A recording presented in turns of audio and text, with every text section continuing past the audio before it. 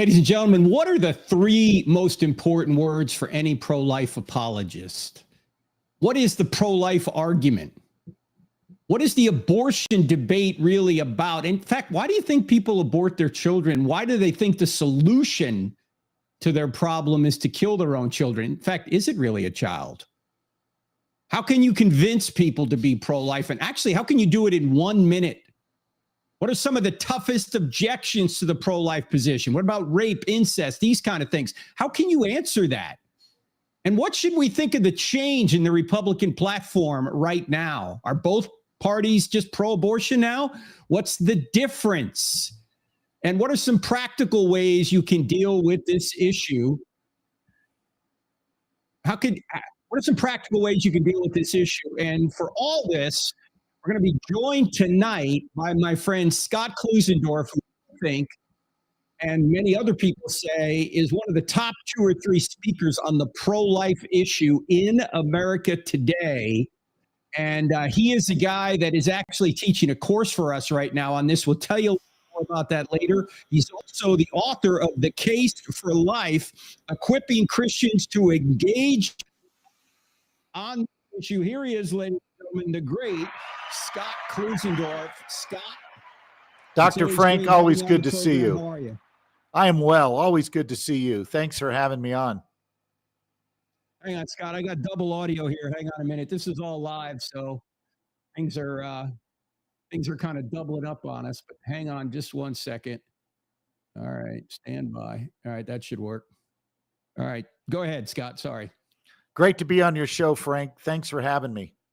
Yeah, well, a great pleasure always dealing with you, my friend, because you are so articulate on this issue. I can't see how anyone who reads the book or listens to you speak or takes a course can remain pro-abortion. But let's just start for you at the top. How did this happen that this became such an issue for you and you built your whole ministry around it? Frank, I've always been pro-life in that I believed abortion was wrong, but I didn't act like I was pro-life. I was like so many other people who are Christians. They're attitudinally opposed to abortion, but they're not behaviorally opposed. That was me. So for example, once a year, I'd go to the local pregnancy center banquet, give an obligatory $100 and think, okay, I've done my job for the year. And that all changed in November of 1990 when a local pregnancy center director by the name of Lois Cunningham invited me to come hear a speaker who was a former lawyer in the Reagan Justice Department. And he made a presentation on abortion. And I thought there'd be hundreds of other pastors there when he did it because I was told there'd be a big crowd. But it was me and 4 other guys and their wives. But thankfully, this speaker did not let that deter him from giving a very persuasive talk. He laid out a case for the pro-life view, which I really liked because he didn't hurt the brain to listen to. But secondly, he did something that forever changed my life, Frank. He showed an 8-minute video depicting abortion. I had never seen abortion, and I sat there and I wept, and I thought, man, I'm no different than the priest and the Levite who passed by on the other side of the road. I say I care about the victims, but I'm doing nothing to help them. And that day I went home and showed that clip to my wife on a VHS tape that I got at that event. VHS tapes were these rectangular things we used to show visuals on. And she watched that with me, and I said to her, honey, I think my entire life has been changed, and I'm going to have to rethink where my life is going. And 6 months later, with the blessing of the church where I was an associate pastor, I resigned my pastoral position to begin exploring how I might train pro-lifers to make a case for life in the public square. So here we are 34 years later. And right now you run the Life Training Institute. You're out down near Atlanta. You go all over the country. You have several other speakers that help you do that. In fact, one of them actually was a student in the last time we ran this course, How to Convince People to be Pro-Life. Yep. Who is this person and how did this happen? Her name is Leslie Seagraves. And what happened is in the course, they had to give a pro-life presentation and record it for me. They didn't have to stand in front of 5,000 people, but they had to get in front of a small group at least and give a talk. Well, Leslie gave a talk to a women's gathering at a church. front of a couple of hundred people. And I watched her speak and my jaw hit the floor. I thought, my goodness, this gal knows how to communicate. And I took the video downstairs and I showed it to my wife, Stephanie. I said, you got to see this gal. And she went, you got to hire this gal. And so we did. And we brought her on board, and we're really glad. She's doing a great job. So LTI is me and 3 female speakers who do a terrific job getting our message out. All right. So yeah, Scott, you were teaching how to convince people to be pro-life. That course is coming up August 5th. We'll tell you more about that later, ladies and gentlemen. But she was actually a student in the last time you taught the class, and now she's actually out there speaking on out there in the field, speaking worldwide. She just got back from, I think, Nepal and Pakistan and some other country over there. I can't remember, but she goes worldwide getting the pro-life message out there. Now, ladies and gentlemen, if you're watching on YouTube or Facebook or Instagram, wherever you can see this, or on our app or on our website, wherever you are, in the comments, if you want to ask a question about this issue, just type in big block letters question. A little bit later here in this live stream, we'll get to your question. Hopefully we'll get to as many as we can. Just type it in there and we'll get to it here shortly. Scott, let's start with the political landscape for just a second before we get into the arguments for and against abortion people bring up. Things seem to have changed quite a bit. It seems to me that both parties have drifted left on the abortion issue. The Democrat Party has gone very far left, but even the Republican Party, to a certain extent, seems to have softened their view of the pro-life position. What is your assessment of this, and how does it fare for the future of the pro-life movement? Well, it was a huge mistake to soften the language, because up till this point, the Republicans have had a published, very principled statement that kept the main thing in the abortion debate, because their previous statement said the child in the womb has a fundamental right to life that the government ought to protect. And as a result, it advocated for federal protection for unborn humans. This is correct, because the pro-life argument is that the unborn have a natural right to life. Natural rights, Frank, are those rights we have in virtue of our humanity. They are pre-political, and government's job is to recognize and protect those rights. And what the Republican Party did is essentially say, well, we want abortion to be a state's issue. Let each state decide the issue. Well, that's no different than what we saw with Stephen Douglas arguing against Lincoln in the 1860s on the issue of slavery. Douglas argued for popular sovereignty. Each state or territory, he said, ought to have the right to vote slavery up or down. And I think pro-life Republicans made a big error from the 1970s forward, when their principal political argument against Roe v. Wade was that it violated the states' rights to decide for themselves the abortion issue. Well, certainly Roe v. Wade was a federal overreach of the courts, no doubt about that. But our principal argument ought to have been that Roe v. Wade was bad law because it violated the natural right of the unborn to life. And that should have been what we camped out on. And now you've got people like Donald Trump saying, hey, I gave you guys what you wanted. I gave you a Supreme Court that returned the issue to the states. Why are you complaining? And I think this is a classic example of pro-lifers not being disciplined in their messaging. And now we're reaping that in the political realm. All right, let's play devil's advocate here for a second. In fact, Trump even said this in the infamous debate that has now gotten President Biden essentially out of the race. And Trump said, you got to get elected. You got to get elected. And he was really referring to this issue of abortion. You know, he went on to say, everybody knew that Roe v. Wade was bad law. They wanted to go back to the states. Of course, the pro-abortion people didn't want it to go back to the states, but now it is back to the states. So I got everyone what they wanted, and you got to get elected anyway. And to be honest, there is no consensus now about getting what the Democrats, or I should say what the Republicans put in their platform originally, a constitutional life amendment, because that's a high bar. You need 37 states, you need the Congress, the president, all that stuff to approve. So are they just being pragmatic here? I mean, what would you advise them to do at this point? Well, I think there's a little bit of pragmatism, but more accurately, I think they're reading the tea leaves. Look, Yeah. they know that since Roe v. Wade was overturned by the Dobbs decision a couple of years ago, every time the abortion issue has been put to the public for a direct vote, their side, the pro-life Republican side, has lost. In other words, the pro-abortion view is getting ascendancy while the pro-life view is being defeated in the ballot box. And they're looking at that going, man, all of a sudden abortion is a liability for us in the GOP. And the Democrats have certainly made it an issue they want to run on and win on, and they will run on it, no doubt about it. In fact, it may be the only thing they have to run on. That's right. But expect them to do that. They're certainly not going to run on the border.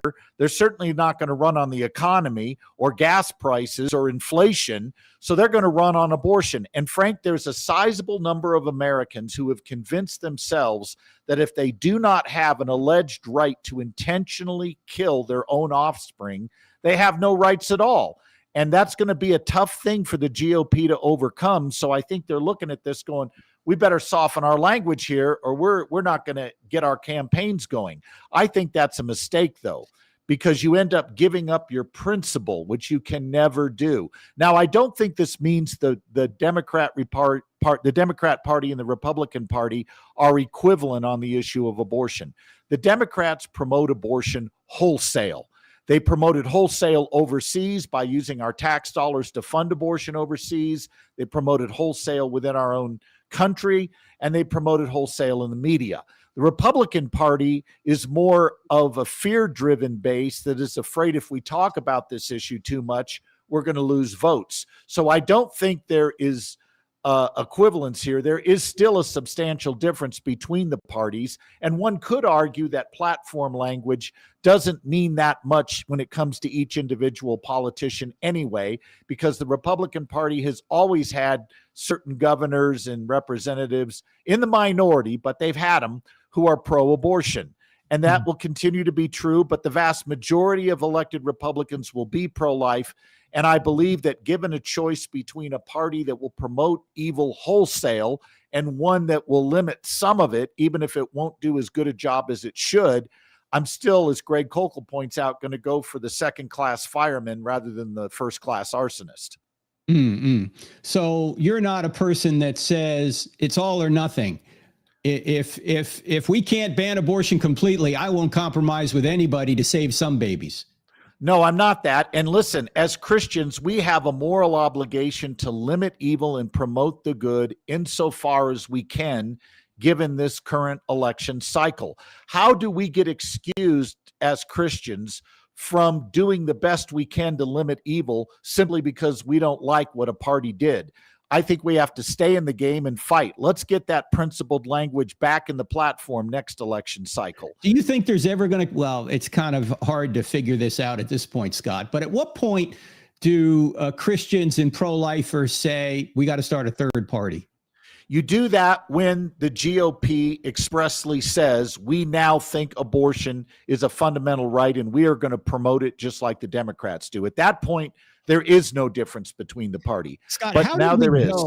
Yeah, how did we go from the Bill Clinton days when the Democrats used to say, I want abortion to be safe, legal, and rare? How did we go from that to now people like Gavin Newsom, the governor of California, will pay people to come to his state to abort their children all the way to the moment of birth? What happened, Scott? Well, Frank, I don't know. Actually, I'll tell you what happened. Culturally, the other side did a better job communicating its worldview principles than pro-lifers have done. And now, instead of abortion being something we want to limit or reduce, rather what we say is shout your abortion. Be proud of it. Tell people how you've done it. And that resonated with the public. The public is no longer ashamed of abortion the way it once was. And at the same time, pro-lifers have been backing off talking about abortion. I went to a major pro-life organization's website just a couple of days ago. I'm not going to name them, but this particular group has spent millions on pro-life messaging. And on their website, here's the primary message you get above the fold. It says, life, the other choice. That's the language of our opponents. We don't argue that abortion or life are just choices. We argue that one of those choices is immoral. It's wrong to intentionally kill innocent human beings. We got to get back to our principles or we're going to lose this thing. Okay, you're advising somebody who's watching right now, or maybe even a politician who has to, in public, talk about the issue. What are the words you use to talk about this issue in a consistent and effective way? Okay, every political candidate who aspires for office, listen to me very carefully. When the reporter puts the mic in your face and says, "Why do you oppose abortion?" you're going to give a 7-second soundbite. Here it is. You're going to give this soundbite and nothing more. You won't lose your campaign based on what you don't say. You may very well lose it if you say the wrong thing. So here's the right thing to say. I oppose abortion because it's wrong to intentionally kill innocent human beings. Stop, say no more. When they start saying, well, what about this? What about that? Just go back and repeat your soundbite. Like I said, I oppose abortion because it's wrong to intentionally kill innocent human beings. We shouldn't expect a politician to be an apologist. So let's make it easy for them. Just stick with that soundbite, and that gets our principle out there, and it's short enough to make the evening news. That's a hard thing to cut up on the editing floor. So it gets your message out there. It's coherent. It makes sense. It communicates our principle that it's wrong to intentionally kill innocent human beings. And I wish our politicians would start saying this on abortion. Would it be wise for someone to say, as you just said, I am against abortion because it intentionally kills an innocent human being? However, I would be for legislation that would reduce abortions, even legislation that didn't completely reduce them. I wouldn't do it. I think more is less in this situation. The more you stick to a very clear soundbite, you get your messaging out. Now, on your website, if you want to put additional language about supporting programs aimed at helping mothers who are facing unplanned pregnancies, well, that's your choice to do that. But I think in the public eye, you need to be very concise, very clear, say one thing and say it well. As they used to teach us in seminary, you always open by reading the scripture because that may be the only thing you say in your sermon worth listening to. In the same way, I think we need to keep the main thing the main thing. Make our argument clear and to the point and not get sidetracked by other things. Well, thanks to the audience for tuning in. Apparently we have over 1,000 people watching right now, Scott. So it's that new haircut you got, Frank. Yeah.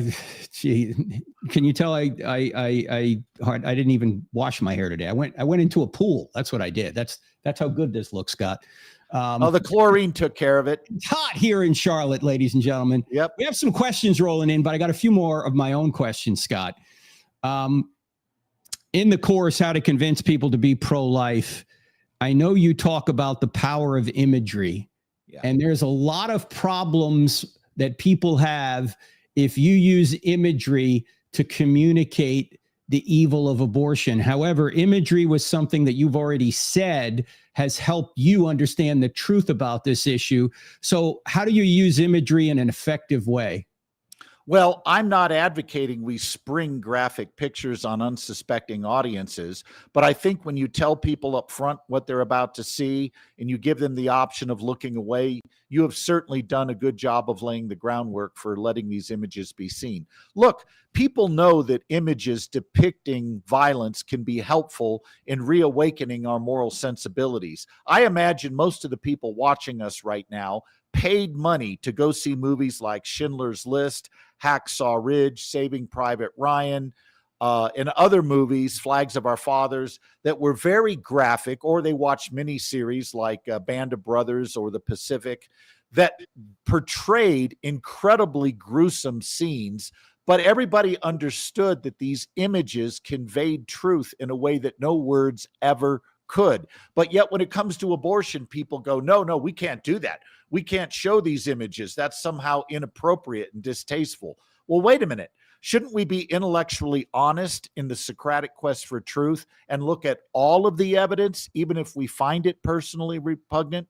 You know, it was graphic imagery that changed this nation's posture on racial justice. In 1955, when an African-American boy named Emmett Till was lynched in the South, the images of his distorted and beat up body in a coffin galvanized this nation's opposition to racial injustice. And the pictures did what mere talking about it could never do. It changed how people felt as a predicate to changing how they behave and ultimately vote on an issue like racial injustice. So I think the images are indispensable for pro-lifers to use.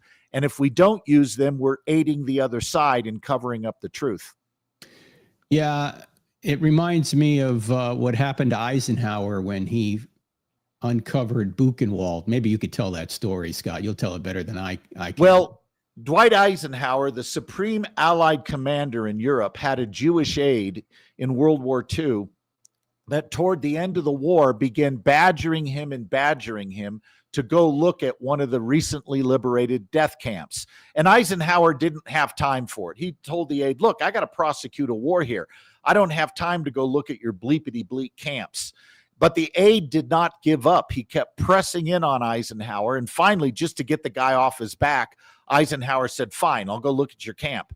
And he jumped in the Jeep with the aide, and the aide drove him out to Ohrdorf, a recently liberated camp that the Allies had just freed. And Eisenhower jumped out of his Jeep. He went through a few of the bungalows in the camp, and then he ducked behind a third building where he threw up for 20 minutes. And after he finished throwing up, he came back to the Jewish aide and said, I want you to get every company commander on the phone within 50 miles of this place. I'm told the American soldier doesn't know what he's fighting for.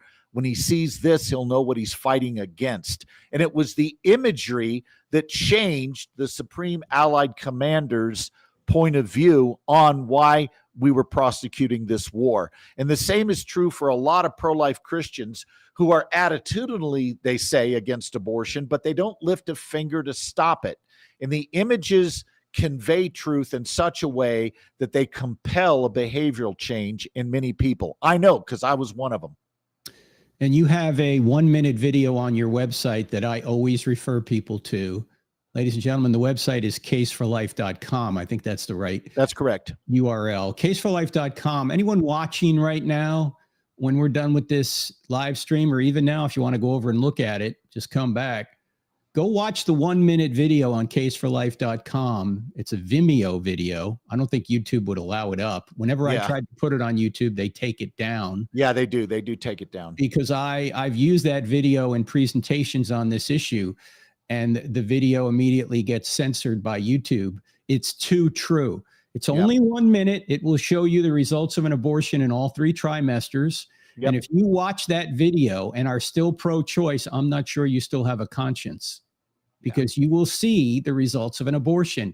And that makes a whole nother difference than us here talking about genetics and biology and all that. That's all antiseptic. That's all remote. That's all abstract. But when you see human bodies cut up, you go, how can I be for this? That's right. And history is replete with social reform movements that succeeded in the last 150 years by using imagery that the public did not want to look at. And even though the public found the imagery distasteful, it changed public opinion over the course of time because the images conveyed truths that words alone simply could not. By the way, that's the answer to the question we started with at the top of the program. How do you convince somebody to be pro-life in 1 minute? Go to caseforlife.com, watch the video, then discuss. Now, you need to set up the video properly, just like Scott just did, ladies and gentlemen. You need to talk about things they've seen that were brutal and they paid for it, whether it's Hacksaw Ridge or Saving Private Ryan or Schindler's List or whatever bloody movie you go watch because you know it's depicting the truth. Why won't you look at what's depicting the truth that happens at least several thousand times a day still in America? That's right. And you know, Frank, we can show the images and still be kind and considerate to Sure. people wounded by abortion. Because when you show the imagery of abortion, which conveys very bad news, you've set the stage to communicate in the next step the good news that we have a Savior who came to this world to save sinners, including those who commit the sin of abortion. So we can offer hope at the same time we're offering the truth about abortion. Scott, let me throw a few objections at you that you'll get from people who are typically not Christians. They're objections like this. Oh, well, God is the greatest abortionist of all. He aborts babies. How do you respond? Well, usually what the larger context to that objection is this: up to a third of all pregnancies end in miscarriage is what they're saying. Therefore, it appears nature, or if you're a Christian, your sovereign God is the biggest abortionist in the universe. And from there, they think they've made a case against the pro-life view, and they haven't, and here's why. How does it follow that because nature spontaneously triggers a miscarriage, that A, the embryos in question are not fully human, or B, we may intentionally kill them? Frank, earthquakes happen in third world countries. Nature triggers an earthquake, let's say in Bangladesh, and 300,000 people are killed.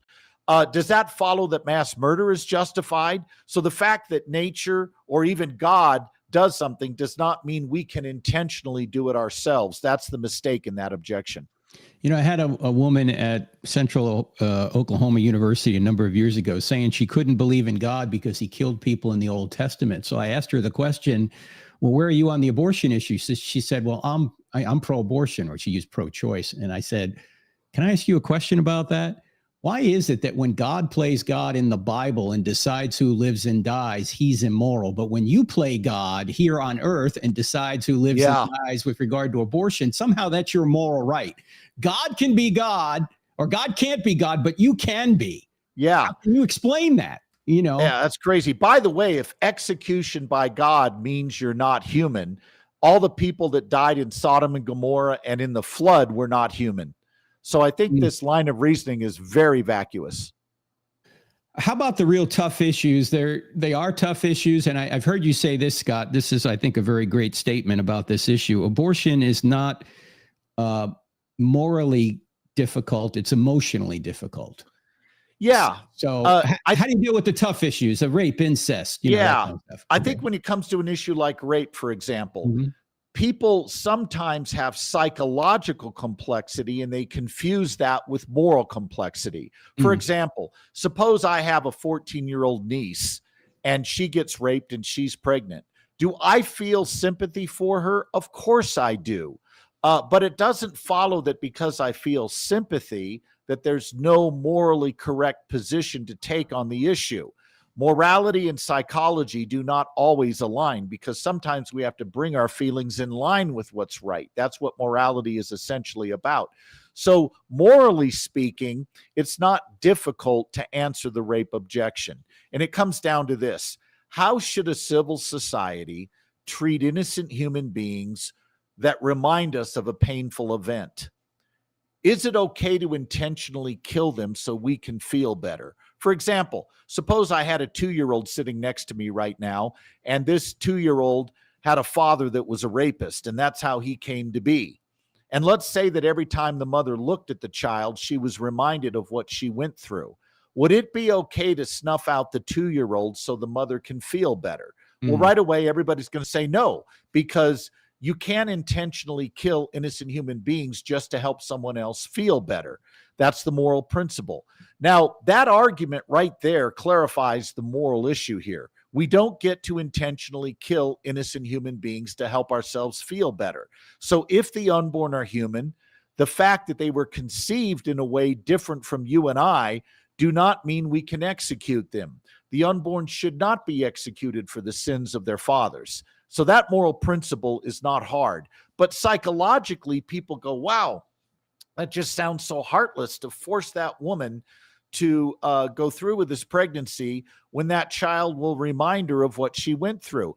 And we can admit that rape is a terrible injustice. We can show a great deal of empathy, but we got to come back to the question, Is this a good reason for intentionally killing an innocent human being? I wish it weren't so, Frank, but there's really only two options open for us here. The mother will either suffer evil or she will inflict evil. So imagine it's World War II and the Red Army puts a pistol to your head and says, here's the choice you got.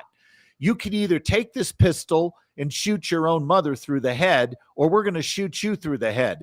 Would you be justified shooting your mother through the head? And the answer is no. You will choose to suffer evil rather than inflict it. I wish we had a better option here, but we don't. So that's the moral issue. And I don't think that's complex. It's psychologically complex because we feel for the sexual assault victims, but it doesn't follow there's no morally correct way to think about this.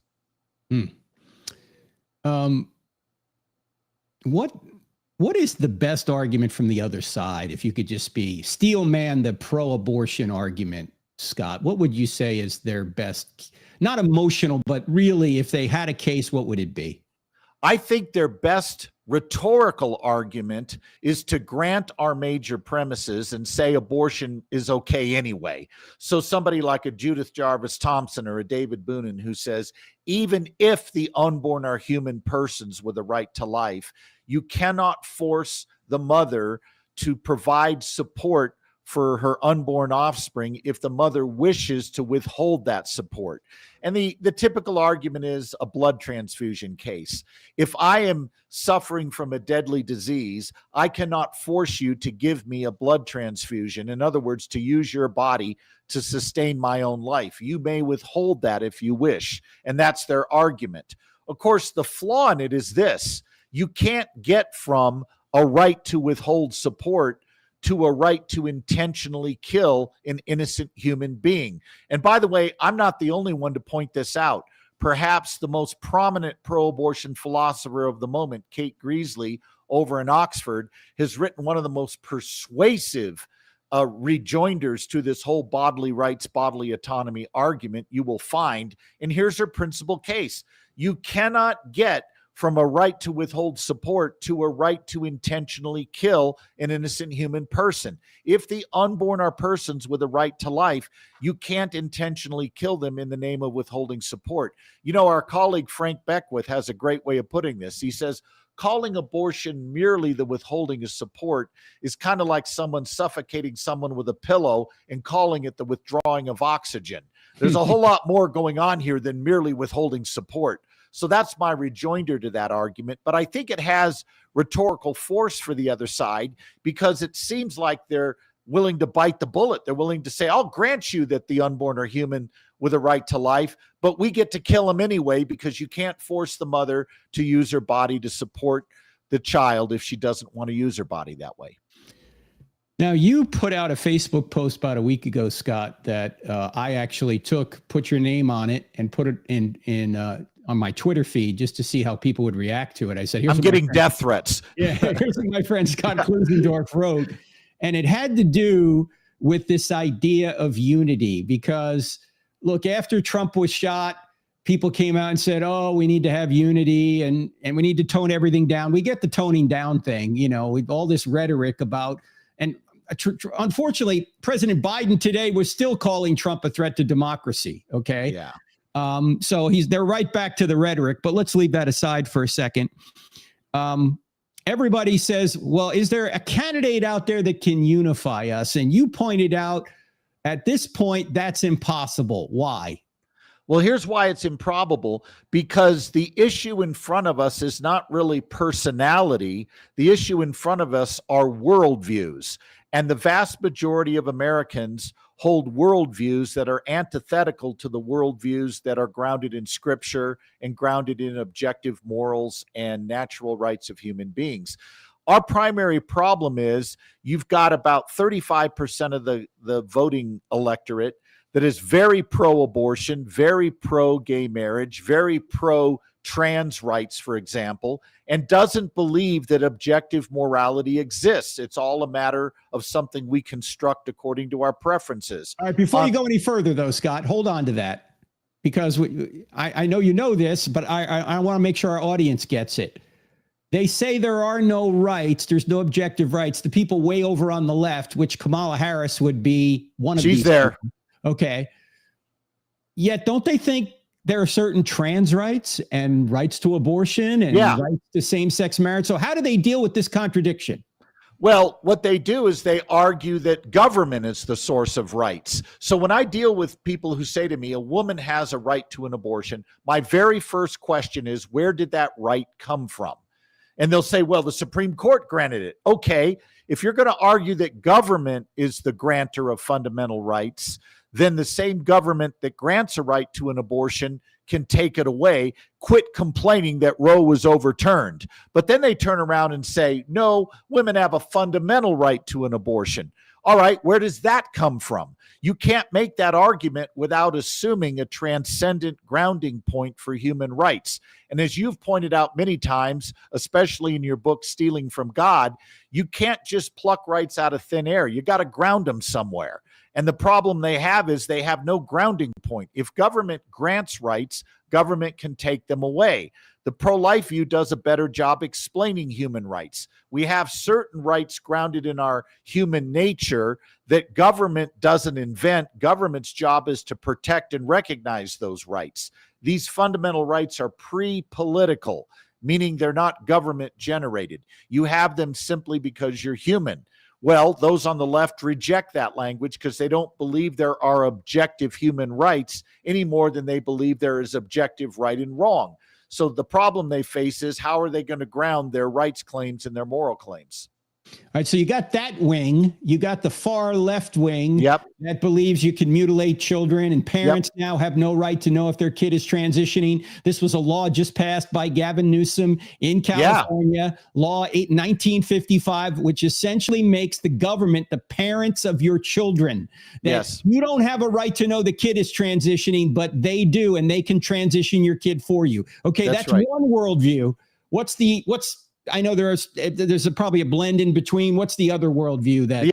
The other worldview would be one grounded in natural rights and liberties that says things like this: humans have natural rights and they have an objective nature that we can know and we ought to respect. It's also a worldview that says morals are real and knowable. We can tap into what's objectively right and wrong.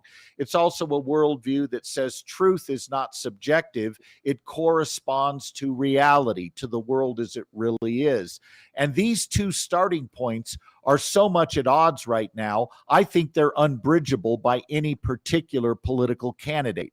So when we talk about unifying the country, the issue isn't marketing. The issue isn't a political candidate and their ability to put on a great convention.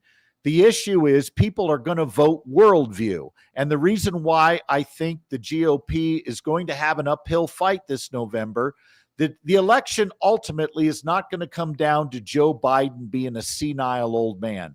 It's not going to come down to the fact that Trump was a brave icon putting his fist in the air. And that was a great image. You know, it was iconic. I'm not taken away from that. They're not going to vote because of the border or the fact they're paying too much at the gas price or that they're paying too much for groceries. I don't think pocketbook issues are going to dominate this next election. I think worldview considerations will.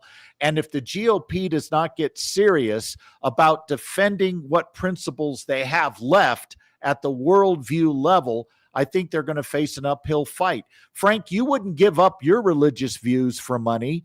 Why would we think the left will give up its religious epistemology, its religious ontology, based on the fact they can save a few bucks at the gas pump? No, people are going to vote their worldview. And it isn't going to matter that Kamala Harris is a word salad queen. None of that's going to matter. What's going to matter is, hey, we like this person because they share our worldview on things like abortion. They share our worldview on trans rights. They share our view on government getting out of our bedrooms or whatever else they pick out. So I think we're headed for a worldview election, and the worldview divide between the two groups is so wide, I don't think any candidate can bridge it. Yeah, I think that's very wise. They can't.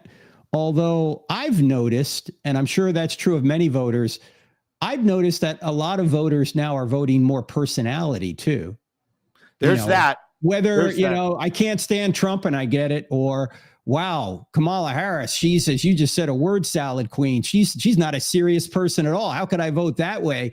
When, look, I wish we had two candidates that were 100% you could trust, high integrity people. We don't have that. We have to vote policy at this point. We do. Here's the thing. People have said to me, and this is my opinion. I'm not speaking for your organization or my organization. Just you and I talking. Yeah. The election this time around is between two very flawed people. Kamala Harris is flawed personally. If you want to check out her personal problems, Ben Shapiro has done good work on that. Joe Biden was a very flawed man. Donald Trump is a very flawed man. So it's going to be a choice between two people who are very flawed at the character level. But one will also have flawed policies that harm millions that go with the flawed character problems. So in that case, I'm going to vote for the person who's going to limit the evil done, not the one that's going to promote it wholesale. Yeah, and that's the government's role, as Paul says in Romans 13, that the leader is there to protect innocent people from evil. That's what the government is there for. That's what the government's supposed to do. And when the government's promoting evil, like we're promoting abortion now, we're promoting the mutilation of children, we're opening borders and allowing people to come across, sex trafficking women, young girls, drugs, terrorism, who knows what else. This is not protecting innocent people from evil. It's encouraging it. It's harming human flourishing. And I think as Christians, we need to be involved in helping and aiding human flourishing, not working to destroy it.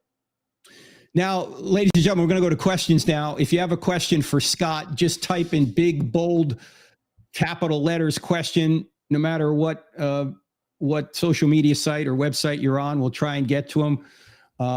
And I want to point out that you can go into a lot of depth on this issue, and I hope you do, because you can literally save lives by taking the course that Scott's going to begin teaching on August 5th. It's called How to Convince People to Be Pro-Life. I mean, lives have already been saved since Dobbs has been overturned, and you can be a part of that, not just politically, but even personally. And we're going to get to some personal questions here. I'll ask the first one, and then Jorge, if you want to jump in and ask some others. Let me start with M, who writes in, Scott, how do I educate people on the pro-life issue in a kind and bold way? Well, the first thing is, don't ever attack people personally, okay? Don't make it nasty. Arguments stand or fall on their merits. And if you are confident that your case is sound and that you can communicate it effectively, you can relax in communicating with people. Don't make it personal. What I have found is that people on the left want to make everything personal. They want to dismiss arguments based on the person making them. Oh, you're a man. Of course, the snarky side of me wants to always ask, how do you know I'm a man? But I don't recommend you do that. But the snarky side of me wants to do that.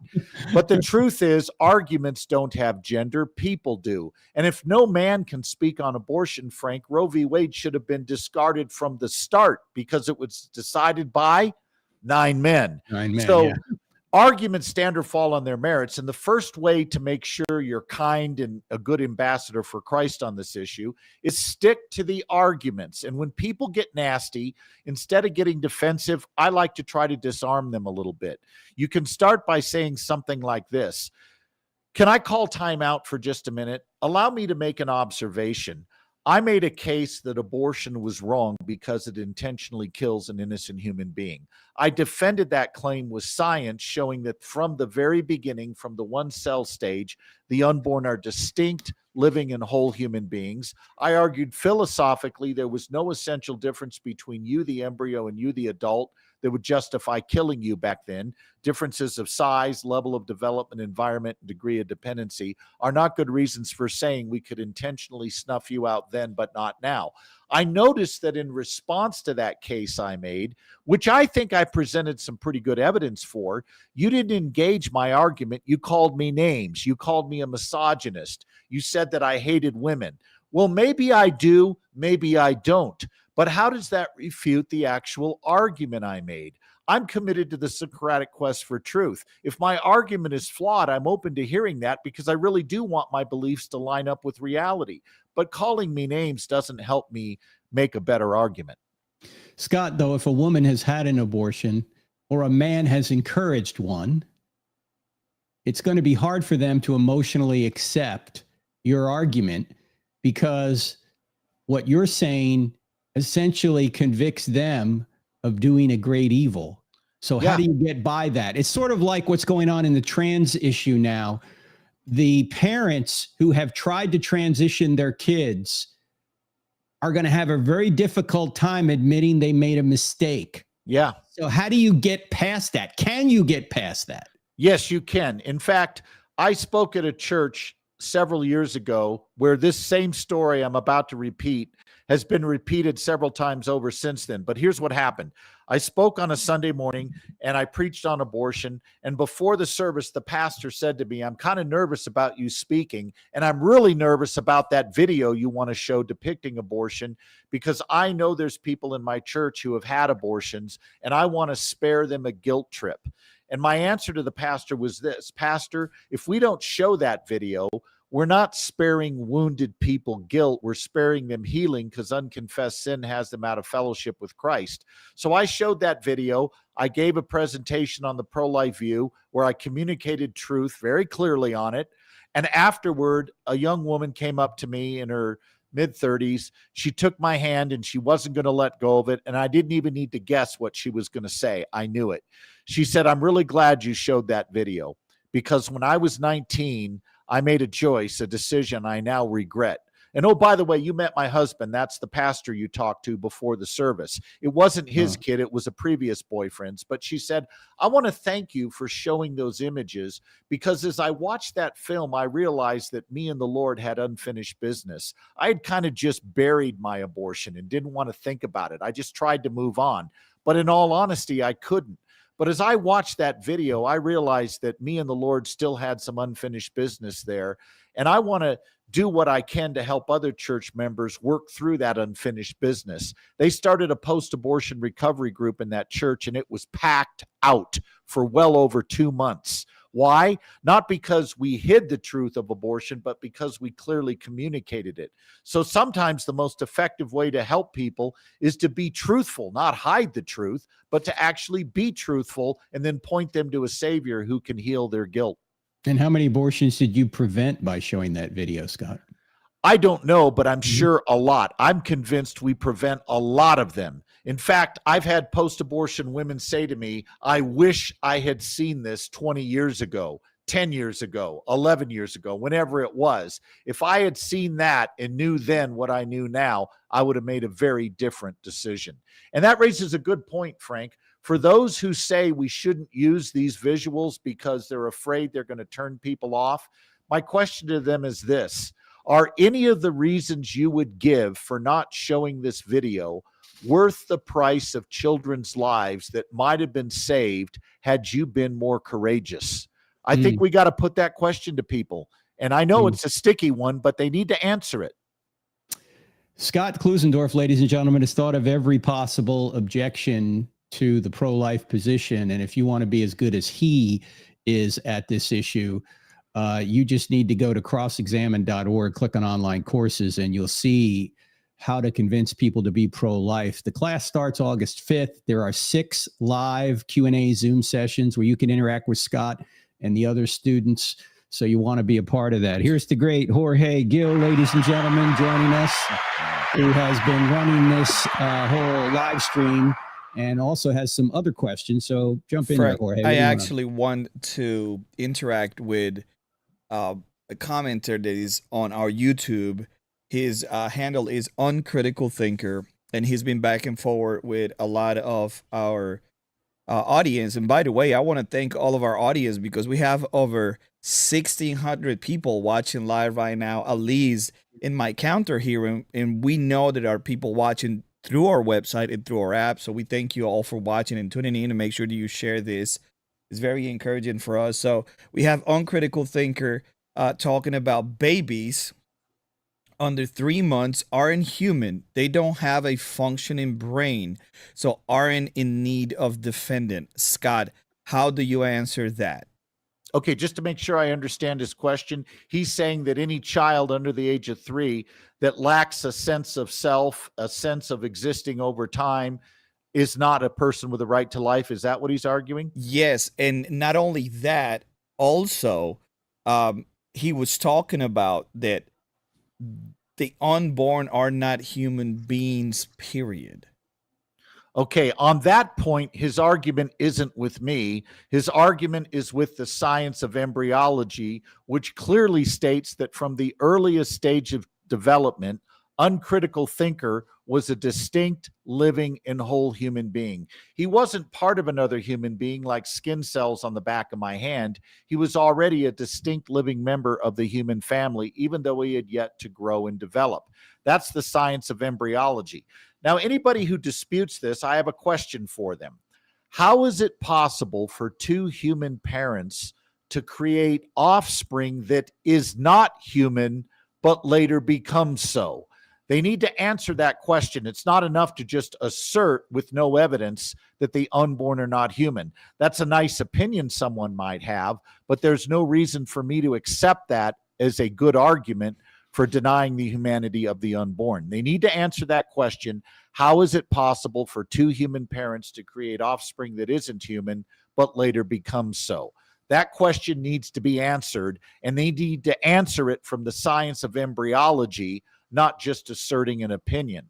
Now, I want to agree with the questioner on one point. He makes a good point. Children, not only in the womb, but up until age 3, the latest research is indicating, do not have a sense of self-awareness where they see themselves existing over time and have a desire to go on living. And I want to thank Uncritical Thinker for being honest about where the logic of the pro-abortion position leads. If you accept that it's okay to kill a fetus in the womb because it's not yet self-aware, doesn't value its own existence, and doesn't see itself existing over time and place, well, that argument may prove way more than you want it to, because we now know that it's in fact true that toddlers do not value their own existence. 3-year-olds in most cases do not see themselves as creatures existing distinct with a desire to go on living. That's what the latest research is showing.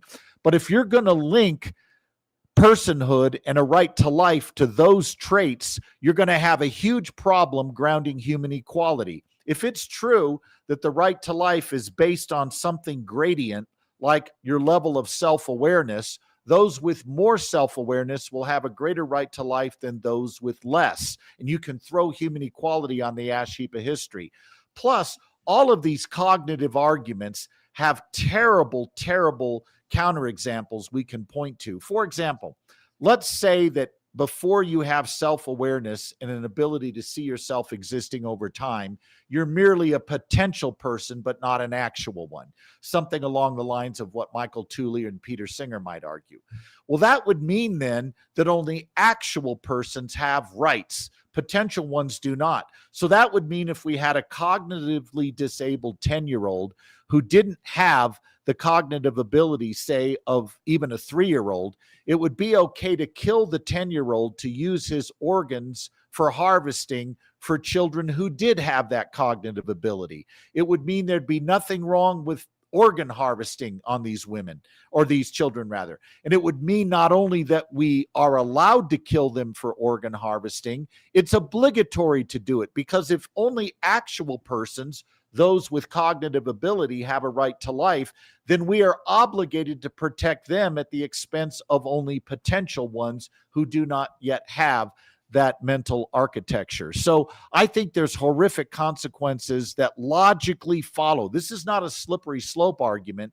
This is saying, given your principle that humans only have a right to life after they have cognitive ability beyond age 3, these are the things that logically follow. And it's not me saying this. Pro-abortion advocate and infanticide advocate Jeff McMahon says this over at Oxford. People like Michael Tooley concede this. Peter Singer concedes this. So there are horrific things that follow when we define human value based on functions that can come and go and that none of us share equally. Scott, there's several other questions here. One has to do with birth control. It comes from Michael, who says, what is the biblical view of birth control both in and outside of marriage? Oh boy, let's jump right into the controversy pot, Frank. At least we're not talking about vaccines. That's what I got hit with at a recent open forum. That's right. Everybody wanted to know, what's your view on vaccines? I told them I'd take a shot at it, but all I ended up doing is injecting controversy. But You moving didn't right, get a booster? You didn't get a booster, Scott? I didn't get a booster. No. Anyway, moving along. What are we talking about? Oh, yeah, birth control. So here's my position. And by the way, my position is not the only view within the pro-life movement, but I'll give you mine. I am not opposed to married couples using any birth control that does not end the life of a human being once it's begun. So things like barrier methods that prevent conception from happening, I am not in principle opposed to married couples using those. Now, there is some debate about whether certain forms of hormonal birth control actually function not only as preventative, but actually end the life of an embryo once it begins. And I'll give you the theory behind that and then give you the other side of the view. The one view says this: if you take emergency contraception, something like Plan B, or you take hormonal birth control pills, there is a secondary mechanism in that therapy that should breakthrough ovulation happen, meaning the woman gets pregnant in spite of being on the pill or taking the pill, that there's a secondary mechanism that triggers miscarriage. And the theory behind that is this: that secondary mechanism, they say, thins out the lining of the uterine wall, thus making it inhospitable to the developing embryo, thus either preventing implantation or removing the already implanted embryo. That's the argument. Some pro-life physicians agree with that view. Others, however, say no, that there's ample evidence in the peer-reviewed literature that the lining of the uterus thickens and thins multiple times during pregnancy with no adverse effect on the developing human. Therefore, they don't buy that argument. I don't know. The jury is still out on it, but I will say this: if it's at least probable that children are being harmed by this, we should err on the side of caution. You know, as the old saying goes, if you're out hunting and you see bushes rustling in front of you and you don't know if that's your best friend or that deer you've been after, do you open fire? The answer is no, unless you're Dick Cheney, right? You're going to err on the side of caution. You're not going to open fire. So I think that as biblically grounded Christians, we should err on the side of caution when it comes to these kinds of things. Yeah.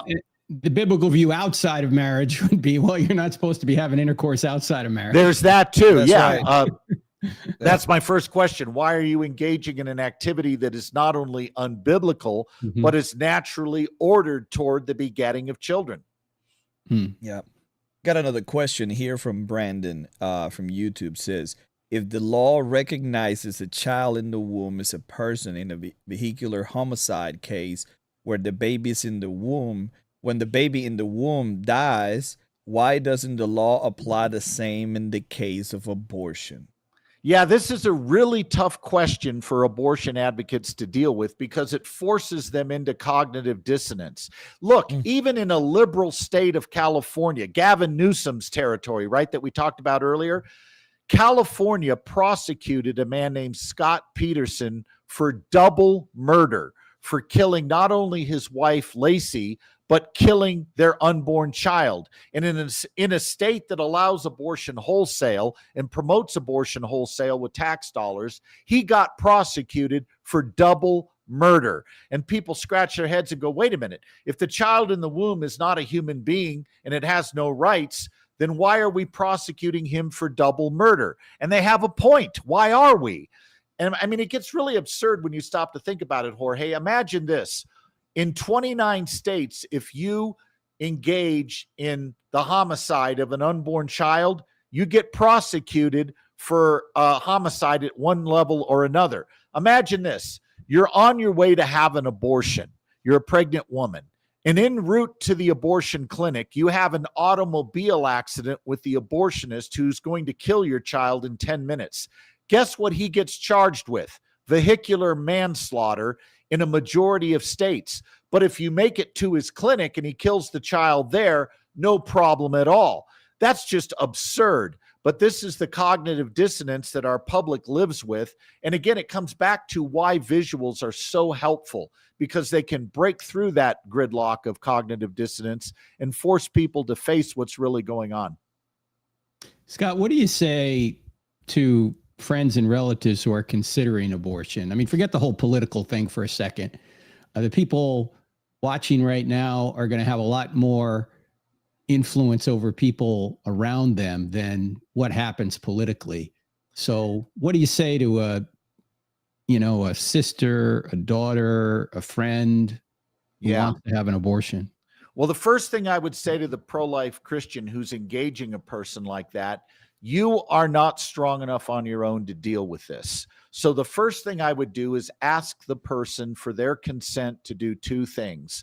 Number one, will you go with me to a local pro-life pregnancy help center and talk to somebody there? And it's amazing how often I hear stories about people who were willing to do this. They're like, well, I said yes, and I went, and it saved me from making a terrible decision.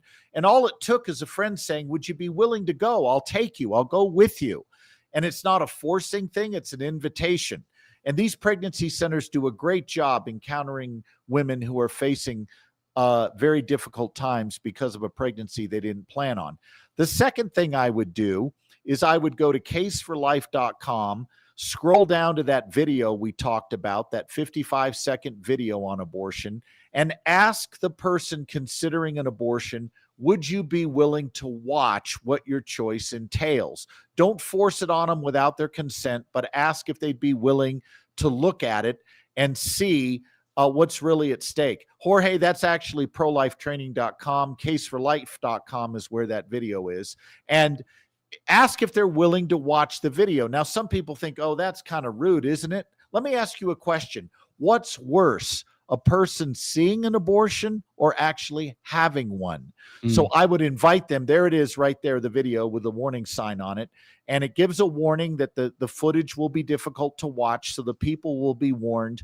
But invite them to watch. And, you can pull this up on your phone, and you don't even have to go to a widescreen TV if you don't want to. Just pull it up on your phone or iPad and ask if they're willing to take 55 seconds to consider the implications of what they're about to do. I think those two steps could save a lot of lives right there without you going through a full-throttle defense of biblical theology or pro-life apologetics. That person in the immediate situation needs a very quick communication to help deter them. Now, I'm not saying that people who consider abortion don't bring worldview considerations to the table. Yes, they do. So when we have an opportunity to appeal to their minds as well as their hearts, we should do that. But we may not always have that opportunity. So we need to be able to offer something that's very quick, to the point, and yet gives them the essential information they need. Go ahead, Jorge. You got something else? Yes. TGM from YouTube asked the following question. Why should I care more about an unknown fetus than I care about my own life and freedom?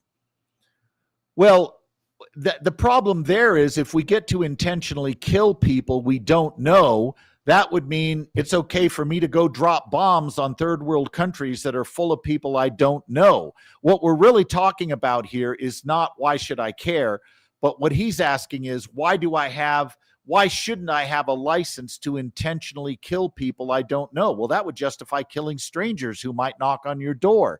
That's not a moral principle I think we should buy into. So the real issue here is, are the unborn human? If they are, whether they are known or unknown, we should not have an alleged right to intentionally kill them. Our mutual friend, the late, great Mike Adams, had a couple of lines in debates that he's had. One was, when the other side was trying to claim it's not a living human being. He said, dead things don't grow. That's correct. That's exactly right. Can you explain to me how dead things grow? That child in the womb is getting bigger. In fact, it will cause a protruding belly within a few months. Go tell any pregnant woman, oh, that thing inside you isn't living, and she'll come back very strongly and say, then can you explain to me why I no longer fit into my clothes? I mean, this is silly nonsense that people bring up. Abortion is discrimination based on where you live. Which, yeah, if you think about it, and how old you are too. It's ageism. It's discrimination based on where you live. It's discrimination based on performance, based on what you can do. And it's antithetical to a commitment to human equality. If you really believe in human equality, here's the question you need to grapple with. Do you believe that each and every human being has an equal right to life? If you say yes, then all I should have to be able to do is show you that the unborn are human using the science of embryology, and you must be compelled to agree that they too have an equal right to life. But of course, what usually happens, Frank and Jorge, is people start with the excuses. Well, the unborn aren't self-aware, or they don't desire their own existence, or they don't have the cognitive ability of a child that's older than 3 does.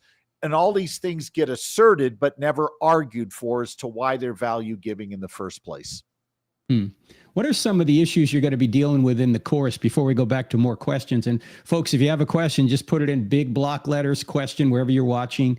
We'll get to as many as we can.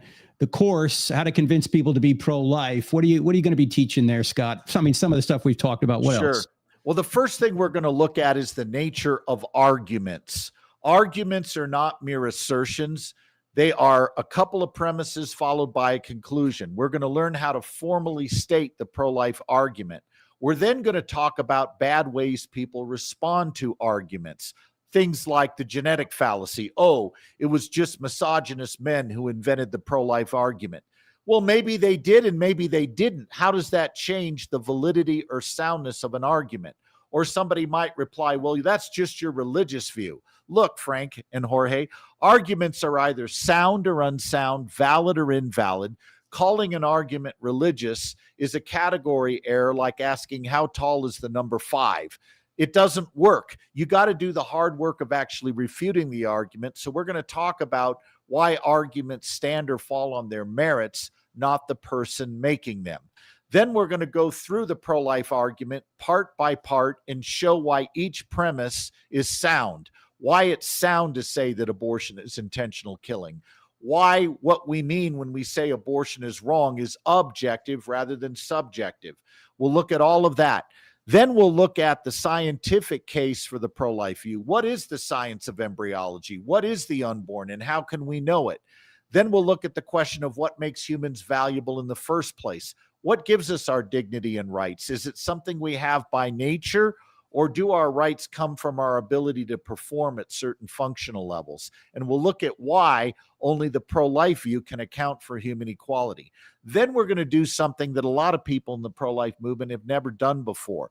We're going to look at the underlying worldviews that make abortion plausible to millions of Americans. For example, how does philosophical naturalism inform the abortion debate? In a universe that came from nothing and was caused by nothing, can anything have value and a right to life, regardless its age or development stage? Then we're going to look at how postmodernism impacts the abortion debate. Look, how do any of us have objective value or truth that applies to our life if everything is socially constructed? We'll look at that question. Then we'll look at the newcomer on the block, the whole woke worldview or critical theory. How does critical theory impact the abortion debate? Does everything really come down to a divide between so-called oppressors and oppressed victims? And what does epistemology look like in a worldview that embraces wokeism? Is knowledge strictly from the standpoint of the victim, or are there objective truths we can know and recognize? We'll look at that and how that impacts the abortion debate. And then finally, we'll look at how Christian theism, I'll go to speech therapy after this. We'll look at how Christian theism does a better job, has more explanatory power for accounting for human rights, objective human value, and human persons that have a teleos, that have a purpose in this life that they ought to fulfill. Then we're going to survey the major thinkers on the other side. You will learn what Peter Singer thinks, what Kate Greasley thinks, what Michael Tooley thinks, what David Boonin thinks, what Jubilini Minerva think. You need to know who these thinkers are for two reasons. You need to know who they are so you accurately represent their views and don't distort their views. And secondly, you need to recognize these thinkers because a lot of what you hear in the popular street level discourse is trickling down from these types of people, and it helps you to know where these arguments originated from. And then we're going to do something that a lot of courses don't do. We're going to teach you how to actually make a pro-life presentation. Suppose you have a chance to go speak to a local homeschool network. You know, every town has a homeschool network where there's 30 teenagers that gather every Friday afternoon to function as kind of a co-op. And that mom that's organizing that co-op would love to have a speaker come in and give her students something to chew on for a morning. How might you go and give a compelling pro-life talk? We'll talk about that. Then we have a section we're going to talk about what does it mean to be a pro-life church? How can you go to your church leadership and say to them, not only you need to do something about abortion, which just adds another to-do item to the pastor's already heavy workload. What if you were able to say to the pastor, look, I've already thought through what it means for us to be a pro-life church, and here's how we can fulfill that job description. So we're going to give you that job description on how to do that. Then, of course, we'll give you answers to a lot of the street level objections, like what we've been covering here on this program. And by the time you're done, you will not only know how to defend your pro-life view in a minute or less, you'll know how to give an extensive defense of the pro-life view and teach others to do the same. Scott. Is that it?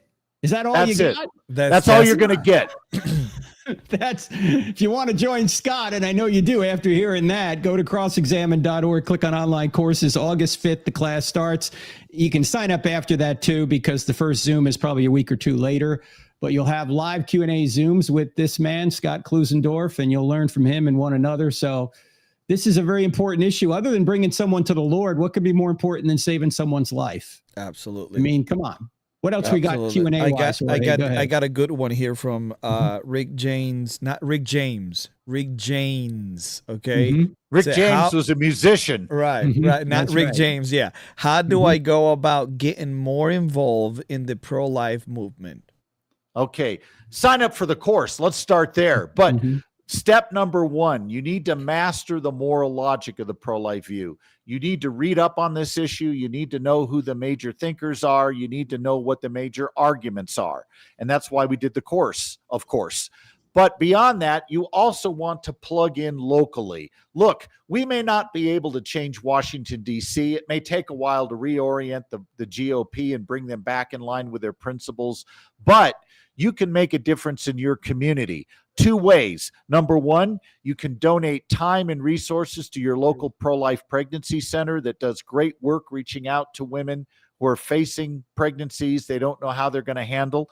And secondly, you can begin teaching people the logic of the pro-life view. Why haven't you considered talking to your church in terms of local Sunday school classes or local homeschool networks? So those are two things you can do immediately to begin having an immediate impact. Look, I cannot train you in the space of one course to be a celebrity pro-life speaker. And I don't really care if you're a celebrity pro-life speaker, because celebrities don't often do a good job communicating essential truth.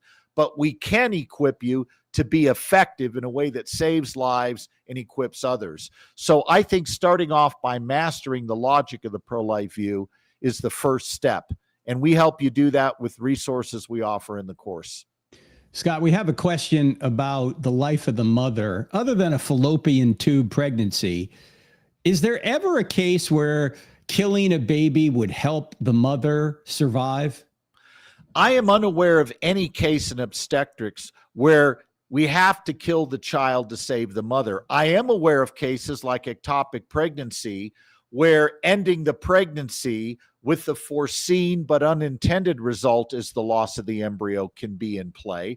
And that's what happens indeed in ectopic pregnancy. You have a situation where the embryo is implanted on the inner wall of the fallopian tube, and as that embryo grows in that narrow passageway, the risk to the mother is evident.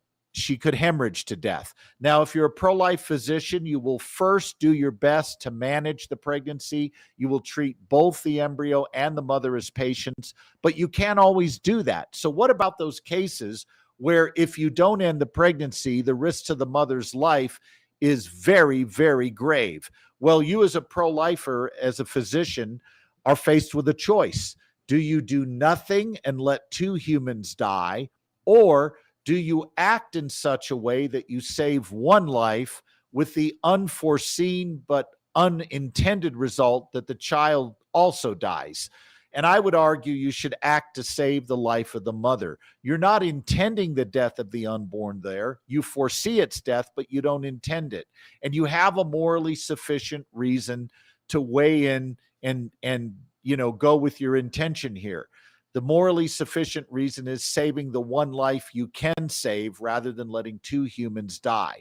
So given that hand that you've been dealt with as a physician, the greatest moral objective good you can do is act to save 1 life, even though the unintended but foreseen result is the death of the child. Now, critics right away say that you just justified abortion. No, we didn't. Let's go back to our pro-life argument. It is wrong to intentionally kill an innocent human being. Abortion does that, therefore it's wrong. We didn't argue that all killing was wrong. We argued that intentionally killing an innocent human being was a moral wrong. And with abortion, we not only foresee the death of the unborn, we intend it. So the two are not the same. We had a follow-up question when we talked about dead things don't grow. Sandy writes in and says, what do I say when people argue that cancer is a dead thing that can grow? Well, cancer cells are living. That's why they multiply. Mm-hmm. But not all living cells are the same. Look, these cells that I'm plucking off the back of my hand right now are living. And I just sent a couple of hundred of them, somatic cells, hurtling to their deaths on the desk in front of me. But nobody watching this thinks I committed mass homicide. And there's a reason for that. These cells in the back of my hand, like cancer cells or like sperm and egg prior to conception, are merely parts of larger human beings.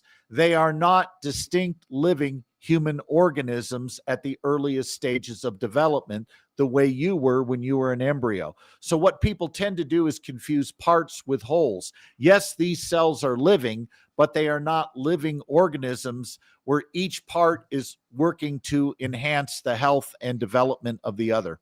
By the way, before you answer another question, Jorge gives you one. Where are you now so people know what you're doing right now? And the ministry you're at right there is a great place for young people to go. Yeah, I'm at a place that both you and I have spoken at often, Frank, Summit Ministries in Colorado. And parents, if you're watching this and you're thinking, where can I send my kids for a 2-week experience where they can learn to defend a biblical worldview on issues like pro-life, defending the Christian worldview against philosophical naturalism, against Marxism, against an atheist worldview, this is the place to send them. So I would encourage you to go to summit.org. And I think Jorge's making a link to that on the screen right now, even as we speak. I would encourage you to do that. But I was here today teaching students all day long on defending the pro-life view. We also talked about bioethics, issues like infertility and assisted reproductive technologies, end-of-life issues like when is it okay, if ever, to withdraw or withhold treatment that no longer benefits a patient. We talked about genetic enhancements and what about this effort to redefine what it means to be human by fundamentally changing human nature through efforts of the transhumanists and people like them. So those are the kinds of lighthearted topics we engage today. Jorge, what else we got? Great question from Shane out of YouTube. Says, can you discuss the bodily autonomy defense of abortion and the mindset of a mother being forced to carry a baby to term? We covered that already. We did. We talked about that earlier, but just to review, right. the bodily rights argument goes like this. even if the unborn are human, and even if they have a right to life, you cannot force the mother to give up her bodily autonomy and use her body to sustain the life of another human being if she wishes to withhold that support. And the way this argument is usually crafted is by an analogy that was first put forward by Judith Jarvis Thompson in an article entitled "A Defense of Abortion" from 1971. And here's Thompson's basic argument. Let's grant that the unborn are human. Let's grant that they're persons with a right to life, but we can kill them anyway. And then she gives an analogy to make her point. She says this: imagine you wake up one morning and find you've been kidnapped and taken to a local hospital where you've been surgically connected to a world famous violinist who has a kidney ailment, and you alone are the proper blood type to keep him alive.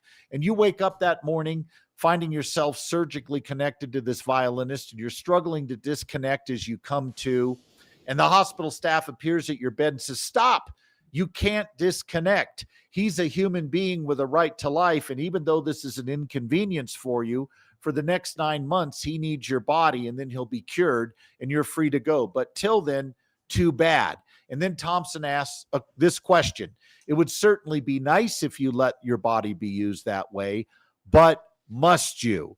And her subsequent argument is that just like you can't be forced to use your body for a blood transfusion for another person, so a mother can't be forced to use her body against her will to sustain the life of her own offspring.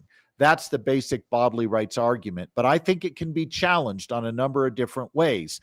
First, abortion is much more, as we said earlier, than merely withholding support. It's intentionally killing another human being through dismemberment, poisoning, burning, and a whole bunch of other methods we use to get rid of human beings we don't want. I mean, imagine you lived on a house on a high cliff and you happen to find in your house an intruder, a stowaway. Can you get rid of him if getting rid of him means you throw him off a high cliff and he plummets to his death?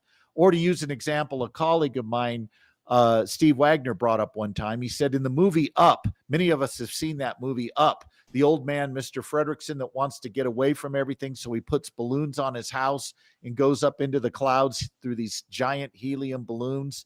He finally gets away from everybody, he thinks, and there's a knock at the door, and there's Russell, the bratty kid who's one of the people he wants to get away from.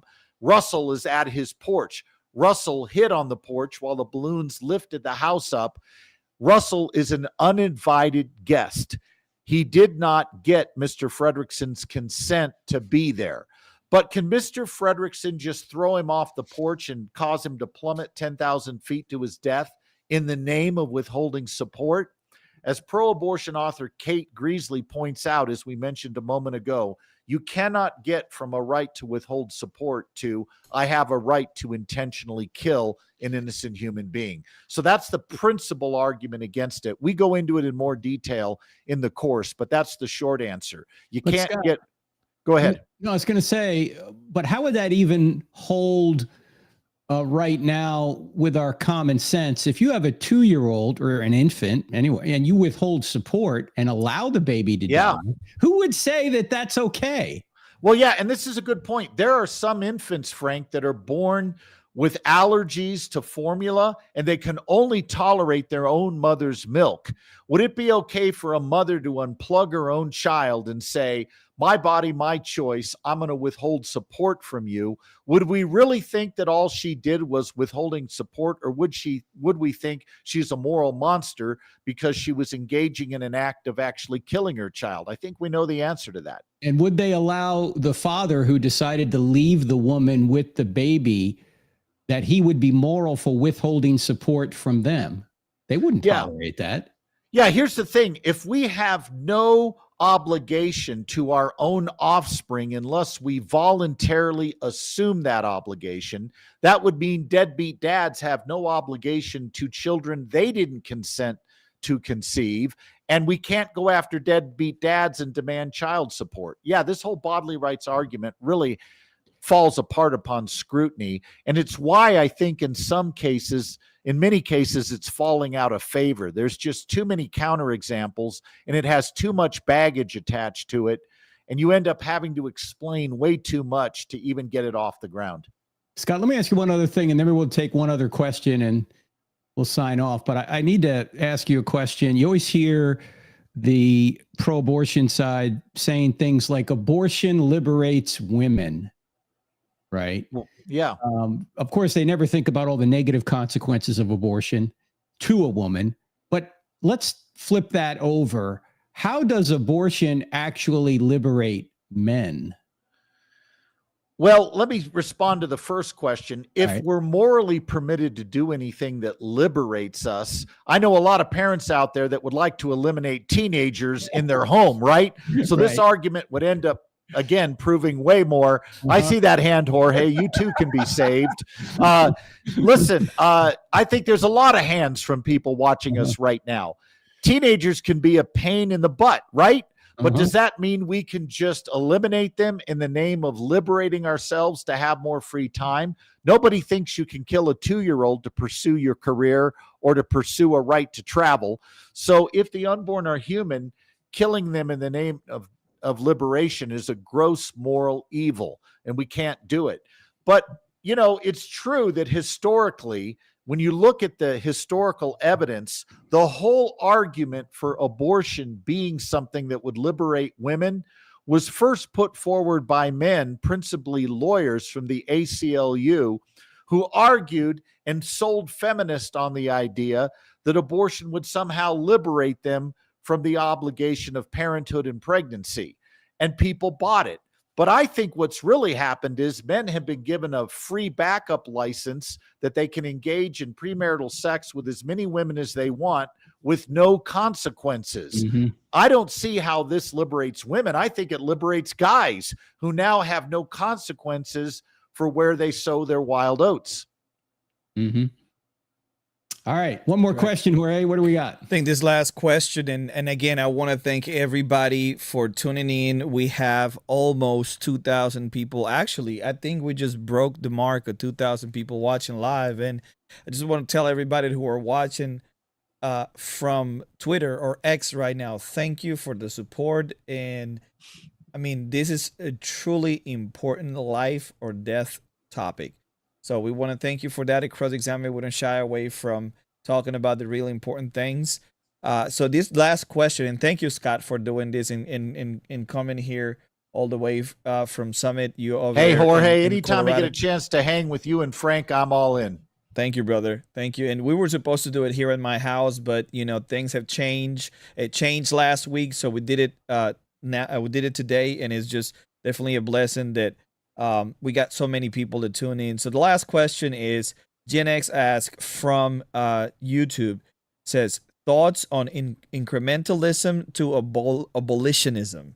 So I know that's a hot topic, especially for those who are within the pro-life movement, and we need clarity on those two terms, and give us your best take on it. Yeah, and by the way, we have a section in the course on this, but I'll give you some thoughts on it right now. Within pro-life circles, there is in some quarters a rather heated debate between abolitionist and incrementalist. And here's the distinction between the two. An abolitionist says we must immediately abolish all abortion, and any legislation that does not aim at immediately abolishing all abortion is evil and represents a compromise with evil, and therefore Christians should not do it. The incrementalist says, what do you do when you don't have the votes to abolish abortion outright? Is it wrong in principle to limit the evil insofar as possible, given the political realities you are forced to deal with? I would fall in the camp of being an incrementalist. Now, let me state up front, all pro-lifers that I know are abolitionist in principle. If we could, we would push a button right now to end abortion outright. No question about it, we would do that. But the fact is, we don't have the political strength to do that.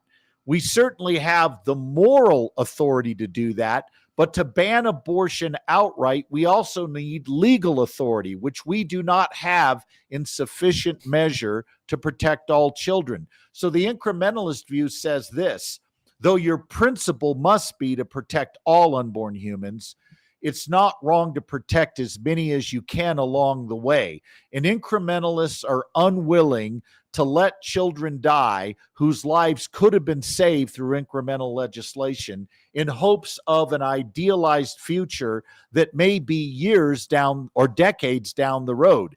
So in principle, we all should want to abolish abortion and protect all unborn humans. The real debate is, what do we do when we can't do this? Now, this tension between principle and political realities is something Christians have had to live with for all of history. For example, if you lived in 1776 and you were a Christian member of the Continental Congress, would you have signed the final draft of the Declaration of Independence, even though the language condemning slavery was taken out of the final draft? Would you have, or would you have said, no, I'm not going to sign on to this because I'm not going to be a party to anything that is the result of compromise? Well, here's the thing.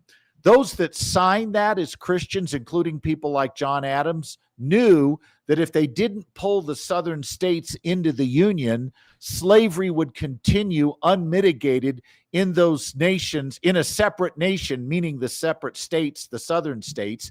And the only way to abolish slavery was draw them into the Union, where eventually the language of the Declaration would weigh so heavily on the union of the nation that slavery would be abolished according to our first principles.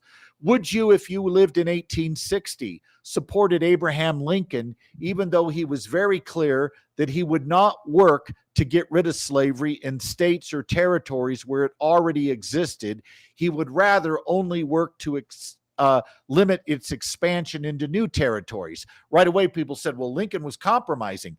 Lincoln did not have the votes to abolish slavery, so he was very prudent. And I think there's a difference between prudence and compromise. Here's compromise. You have the political power to abolish abortion, but you don't do it. Instead, you make excuses and you say things like this. Well, you know, boys will be boys, so we can't force them to take care of kids they don't want to take care of. And, you know, people are going to have sex anyway, so why ban abortion? We need it as a fallback option. When you have the votes to protect all unborn children, but you delay protecting them to fulfill and advance your own selfish desires, yes, you're compromising. But what if you don't have the votes? Lincoln didn't have the votes to abolish slavery in 1860, but he very shrewdly and prudently worked on prohibiting the expansion of slavery in territories that he knew would eventually become states. And those states, as they joined the Union, would add congressional members that were anti-slavery. And eventually, politically, the South would be outnumbered. There would not be the votes there to sustain slavery. Lincoln was one smart cookie. He worked within the political realities confronting him to obtain the greatest moral good he could, given the circumstances surrounding him. So I don't think pro-lifers who act prudently are compromising, only if they have political power to protect all children but refuse to do it.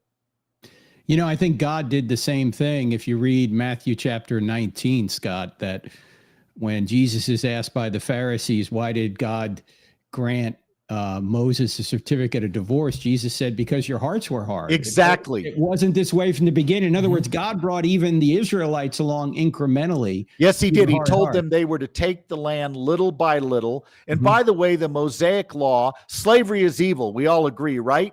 But the Mosaic law did not ban slavery outright.